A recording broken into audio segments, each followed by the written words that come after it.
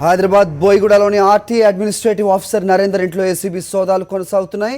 ఇప్పటి వరకు 5 కోట్ల రూపాయల అక్రమ ఆస్తులను అధికారులు గుర్తించినట్లు సమాచారం.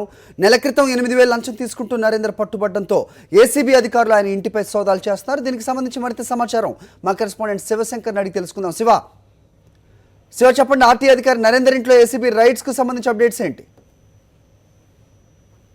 అధికారులు తెల్లవారుజాము నుంచే అవినీతి పడినటువంటి నరేందర్ ఇంట్లో సోదాలు నిర్వహిస్తున్నారు. ఇప్పటి వరకు 5 కోట్లకు పైగా విలువైన ఆస్తులు, పత్రాలు అన్నింటినీ స్వాధీనం చేసుకున్నారు.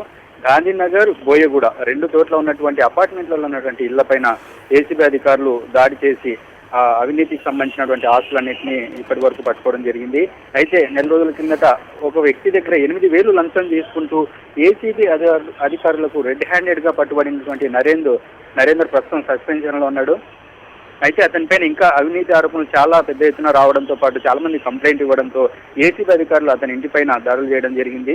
అయితే మార్నింగ్ నుండి ఇప్పటి వరకు 5 కోట్ల విలువైనటువంటి ఆస్తులను ఏసీబీ అధికారులు ప్రస్తుతానికి గుర్తించారు. ఇంకా పెద్ద ఎత్తున అక్రమ ఆస్తులు అతని దగ్గర ఉన్నట్టుగా తెలుస్తుంది. బినామీలు కూడా బినామీల పైన ఇంకా చాలా ఆస్తులు కూడా ఉన్నట్టుగా ఏసీబీ అధికారులు చెప్తున్నారు. అయితే ప్రస్తుతానికి మాత్రం కొన్ని ఆస్తులను 5 కోట్ల వరకు విలువైనటువంటి ఆస్తులు మాత్రం గుర్తించారు. కొన్ని ఇల్లు కూడా ఉన్నాయి, భూములు, అదే విధంగా కొన్ని కంపెనీకి సంబంధించిన లావాదేవీల్లో కూడా ప్రమేయం ఉన్నట్టుగా తెలుస్తుంది. అయితే ఇంకా అధికారులు మాత్రం ప్రస్తుతానికి ఇంకా సోదాలు మాత్రం జరుపుతూనే ఉన్నారు. ఇంకా దానికి సంబంధించిన పూర్తి డీటెయిల్స్ అయితే మరికొద్దిసేపట్లో వచ్చే అవకాశం అయితే ఉంది.